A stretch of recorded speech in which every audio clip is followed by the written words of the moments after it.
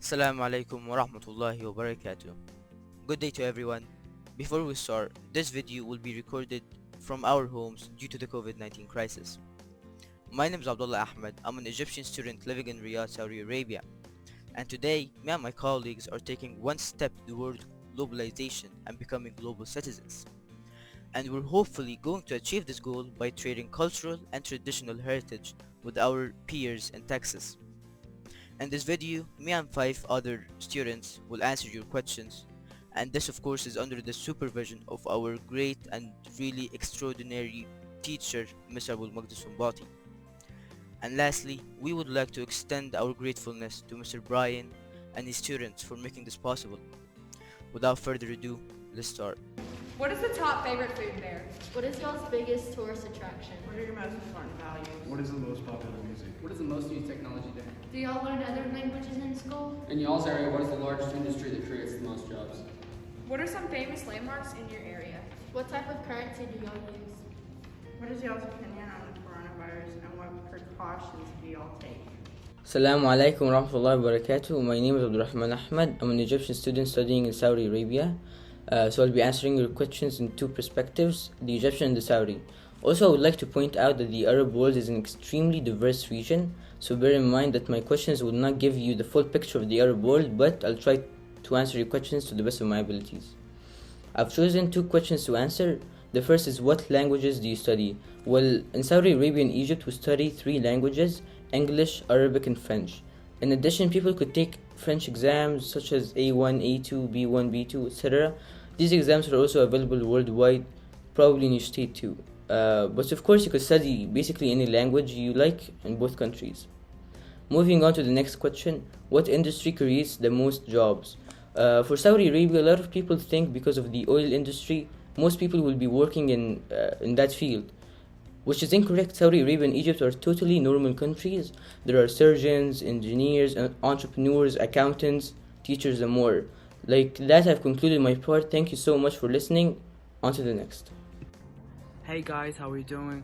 Hope you're all staying safe and great out there. So I'm Yasin Ahmed Samir, 10th grader student. I'm from Egypt, and today I'm going to be answering your questions. So the first question was one of the most, well, not one, we could say the most traditional dish in like the Arab world. So I'm going to be speaking today about Saudi Arabia and Egypt only. One of the most well-known dishes in Egypt, the koshari. So koshari is basically made out of rice, and we could say macaroni, lentils. It's called lentils, yeah.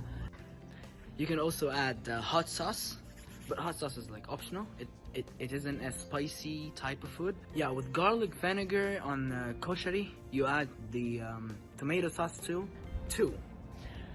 We have mahshi. Yeah, it's pronounced like this. We have mahshi, or it's malfouf, but in Egypt we like call it mahshi. Mahshi basically is made out of like cabbage leaves, and you just stuff it with some rice, herbs. It's like made in some way, I really don't know, but it's actually made out of cabbage leaves, and then you stuff it with rice and herbs, fresh herbs, I don't know, and some spices. So that's it. It's not in the Middle East. Like, it's one of the most famous dishes in the Middle East. Really, literally every country like knows this dish in the Arab world. I mean, number three might seem weird somehow, but it's really known in the Arab world and the Egyptian culture. So we do eat stuffed pigeon, which is, we call it hamam mahshi. It's stuffed pigeons with they like get the pigeon and they like open it by some way, and then they like stuff it with rice and you can see liver, yeah, chicken liver. Put it in the oven for some time, then you eat it. It's ready. Then let's come to Saudi Arabia. First thing in Saudi Arabia, kabsa. Kabsa is kabsa. Kabsa is one of the most famous dishes in Saudi Arabia, and it's made out of rice and some chicken, and they like put some mixed nuts, or like, yeah, nuts on the rice, so it's like gives it like a tasty, like really good taste. Then 2, we have a dessert, which is ma'moul. It's called ma'moul. This ma'moul thing is like made like it's something like a biscuit, I guess, which is like stuffed with dates.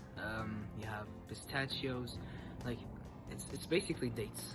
They're like date cookies, huh? And that's it for the food. Of course, there are more. And on to the next question, which was, what is the most type of music that is most famous in your country or in your culture? So, to answer such a question, I must clarify a point, which is that in the Arab world we have like different types of musics that we do here, and that's due to the difference in our like spoken language. We do write the same language, which is Arabic, and we speak Arabic obviously, but that's why we call it Arabs. But actually, the spoken language is different. Like dialects are completely different. Like for example, Brits and Americans have different dialects. So it's the same thing in the Arab world, but it's like on a big scale because we're about 22 countries. So that's a big number. So every country speaks like different accent. So it's really wide and diverse. So music is the same. Like every country has its own type of music. Like we really in Egypt we do listen to rap, and we have the normal kind of music. So I'll state 3 different singers from Egypt and 3 different singers from Saudi Arabia. So the first 3 and the most famous are Tamer Hosni, Mohammed Hamai, Amr Diab too. I guess they're very famous around the world. We have in Saudi Arabia, we have Mohammed Abdu, we have Rashid Al-Majid, and we have Rabih Sajir. So those are the most famous 3 in Saudi Arabia, that's what I know. And in Egypt, those are the most famous 3. Alright, so thank you. Hello, my name is Abdullah Hussein. I'm in 10th grade. I'm going to cover one of your questions, which is what precautions has Saudi Arabia taken in regard the coronavirus.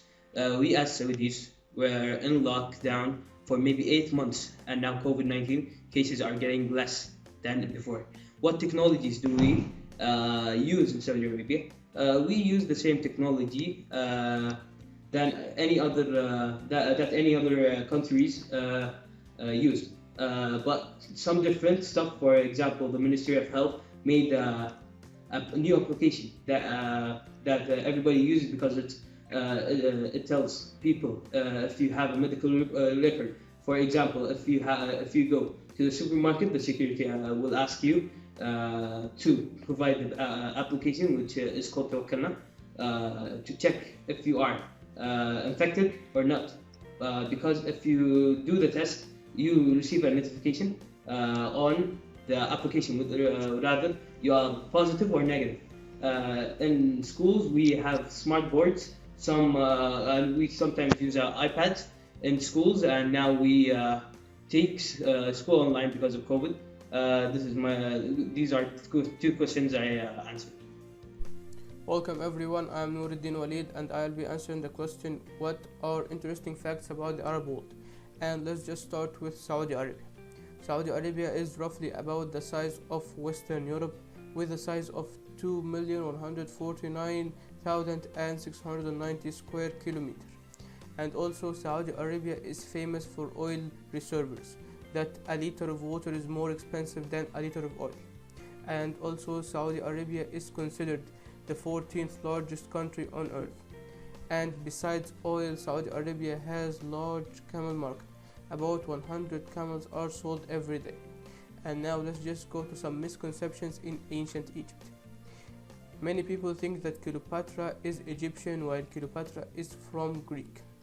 And also many people think that the pyramids were built by slaves while the pyramids were built by paid laborers. At last we have the question, who is the richest man on earth all over history? The answer is someone called Mansa Musa, and also known as the ruler of the Mali Empire. And that was all for the section interesting facts about Arab world. I hope you have liked it, and bye. How are you? I'm Mohammed Saud from Egypt, and I'm a grade 10 student. Today I'm going to talk about the tourist attractions and the landmarks in Egypt. So one of the most important tourist attractions in Egypt is the Great Pyramids of Giza. and they are for the kings Khufu, Khafram, and Qara. They are one of the oldest seven wonders of the ancient world. Each one of them is built by about 2 million stones, 2 million block stones.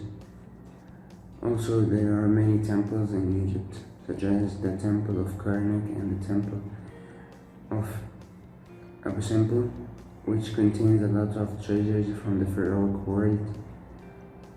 Also has the Egyptian Museum. There is also a place called the White Desert for its white and snowy color. Also, one of the most important places or cities in Egypt is Aswan, which is considered one of the most tranquil places in all Egypt. So that's all. Hope you enjoyed, and I hope you to visit one of these tourist attractions. Assalamu alaikum warahmatullahi wabarakatuh. Hi, it's me again. I'm Abdullah Ahmed, and I'm going to answer two questions that you guys sent. The first one is, what type of currency do you use? Well, we live in Saudi Arabia, so we use the Saudi Arabian Riyal. And the Riyal went through 6 changes, and the latest one is the 6th issue, and it looks like this. In the center, there's a portrait of King Salman al Saud in silver. On the right side, the name and the title of the king, custodian of the 2 holy mosques, King Salman bin Abdulaziz Al Saud, are engraved in a golden frame. And on the left, there's a plant motif encompassing the kingdom's national emblem. And of course, we have other banknotes. For example, we have the 5 riyals, we have the 10 riyals, and the most recent banknote, the 20 riyals. This banknote was recent because, as you can see, it was made for promoting the latest G20 conference, which was held here in Saudi Arabia. We also have the 50 riyals, the 100 riyals, the 500 riyals. And the next question is, what are your most important values? Well, there's a lot of values that a person has, but I can tell you 3 main values that I have. The first one is respecting every person's point of view, no matter how much different he or she is. The second one is that education is a really important thing that can never be given up. And the last one is that what makes a person is his intentions, not his actions, because good intentions will eventually lead to great actions, and bad intentions will eventually lead to regrettable actions. And thank you so much.